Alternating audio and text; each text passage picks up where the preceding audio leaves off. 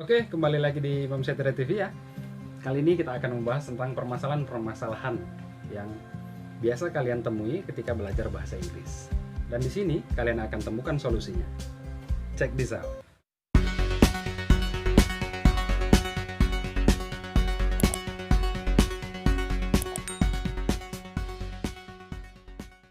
Oke, baik, langsung saja ya. Di sini kita akan sedikit membahas tentang permasalahan-permasalahan yang dihadapi oleh seseorang yang sedang belajar bahasa Inggris. Termasuk saya juga dulu mengalami ya proses dalam belajar bahasa asing, namanya kita bukan bahasa ibu kita ya. Jadi kita agak sedikit memerlukan adaptasi seperti itu ya, membiasakan kebiasaan-kebiasaan yang dulu tidak pernah kita lakukan ketika belajar bahasa Indonesia harus kita terapkan di kebiasaan kita yang baru. Apa-apa saja masalahnya dan bagaimana solusinya?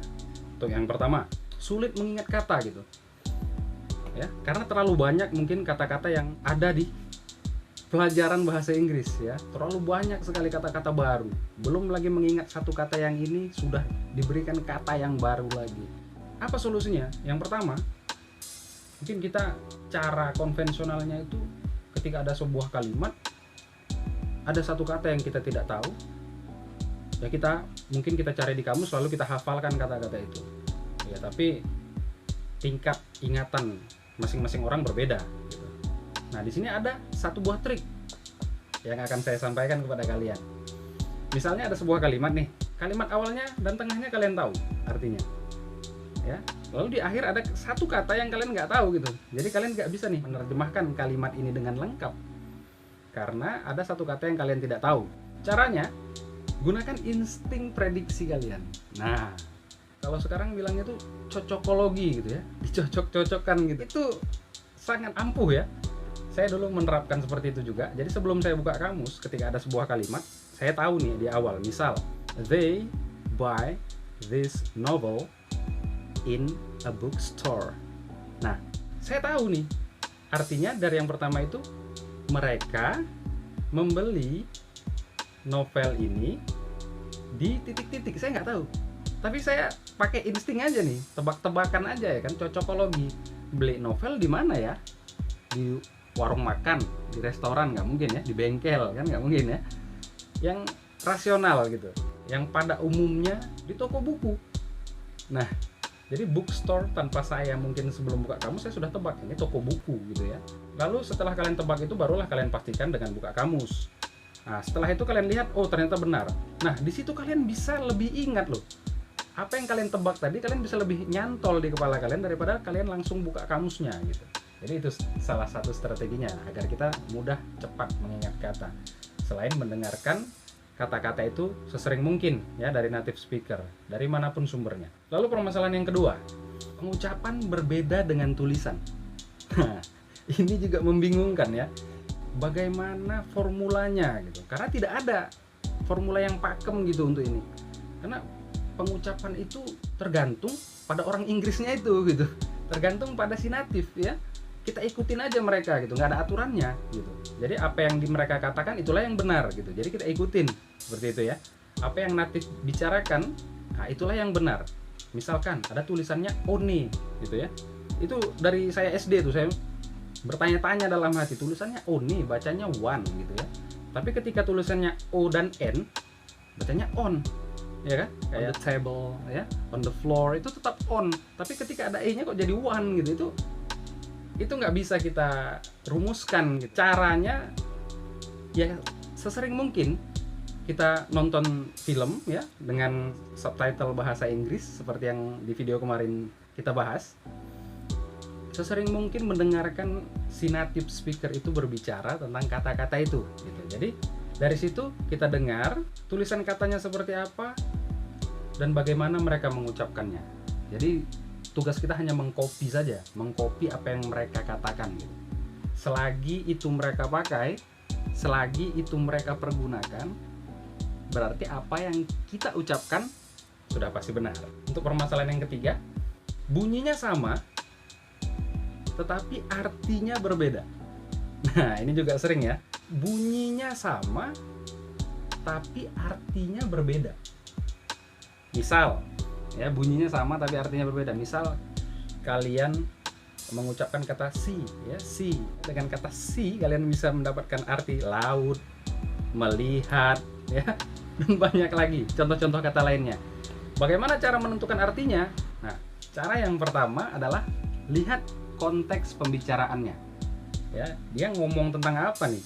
Pembicaraan topiknya ini apa gitu? Pokok pembahasan dia itu membahas tentang apa gitu. Jadi kita bisa memasukkan kata itu sesuai dengan konteksnya gitu ya.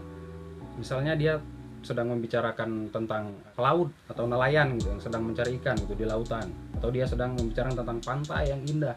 Nah, kita nggak salah kalau kita ngartikan misalnya kata-kata si itu berhubungan dengan misalnya laut gitu, sesuai dengan konteksnya.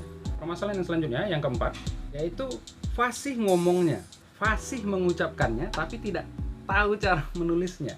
Saya juga pernah mengalami seperti itu ya. Ketika misalnya public speaking gitu ya, misalnya lagi pidato nih, ngomongnya lancar nih, pidato lancar, tapi misal suatu hari ada temen gitu minta bantuan. Ini seperti apa tulisannya, ngucapin kayak gini itu nulisnya gimana, nggak bisa menjelaskan gitu, nggak bisa juga saya menuliskannya. Nah, kalau sekarang kalian sudah punya laptop misalnya yang sudah akrab lah dengan laptop ya, sering mengerjakan tugas dengan laptop, kalian sering buka Microsoft Word ya.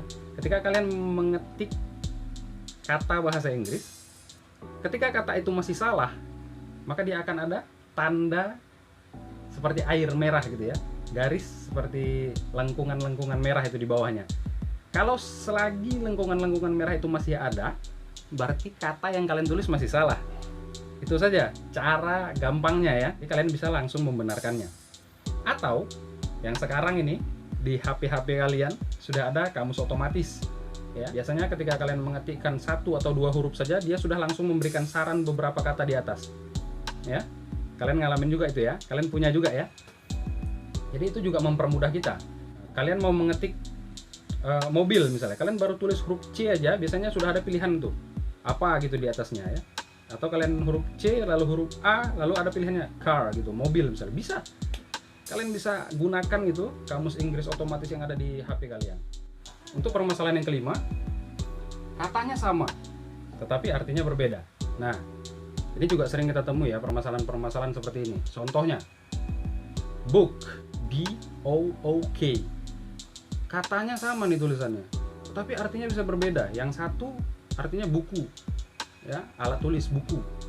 Yang satu lagi artinya memesan ya, membooking. Misalnya kalian sedang ingin bermain futsal nih, lapangannya sudah kalian book ya, sudah kalian booking duluan, jadi kalian akan bermain di jam tertentu. Caranya ya kalian lihat konteksnya ya. Di situ sedang membicarakan tentang apa? Tentang olahraga misalnya, tentang bermain futsal. Ya di situ berarti kalian sudah memesan lapangan itu gitu ya. Jadi di situ sudah menjadi kata kerja.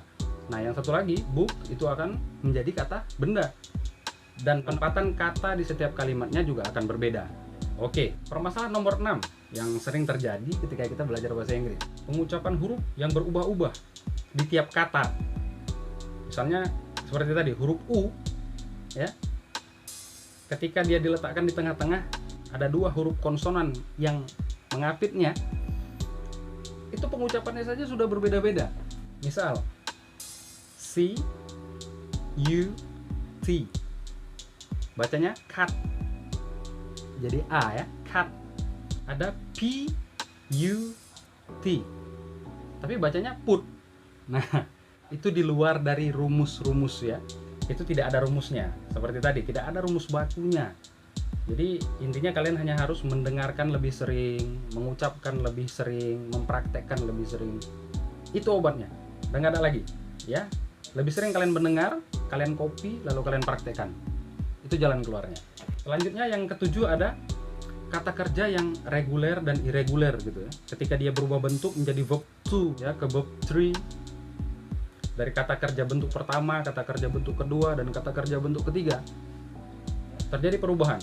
Juga terjadi pada kalimat tunggal dan kalimat jamak. Kalian juga bisa belajar tentang penempatan waktu pada kalimat atau kata tersebut. Jadi kalian juga sambil belajar, sambil mengingat kata-katanya, perubahannya di mana, kapan berubahnya, dan fungsinya untuk apa. Yang terakhir, takut salah. Ini semua pelajar yang belajar bahasa asing atau belajar bahasa Inggris biasanya sangat sering merasa takut salah gitu ya, takut dikoreksi, takut ada suara netizen gitu ya. Yang dibutuhkan hanya pola pikir, mindset kalian rubah. Kalian belajar bahasa Inggris untuk diri kalian, bukan untuk mereka ya. Kalian juga belajar bahasa Inggris kalian yang susah payah belajar, mereka tidak menyumbang apa-apa kepada kalian. Tidak usah dengarkan hal-hal yang negatif, masukkan kritik-kritik yang positif, simpan itu sebagai pelajaran bagi diri kalian. Ketika ada yang mengingatkan itu salah dan yang mengingatkan hal yang benar, ambil benarnya ya. Lupakan hal-hal yang negatif mereka katakan. Wah, lo sok Inggris lo, wah kau sok orang Inggris kau. Jangan dengarkan. Lebih baik berusaha tapi salah daripada tidak melakukan hal apapun. Oke, itu saja. Semoga bermanfaat untuk kalian semua. Ingat, terus belajar, apapun masalahnya pasti ada solusinya. Belajar bahasa Inggris mudah, jangan dipersulit. See you next time. Bye.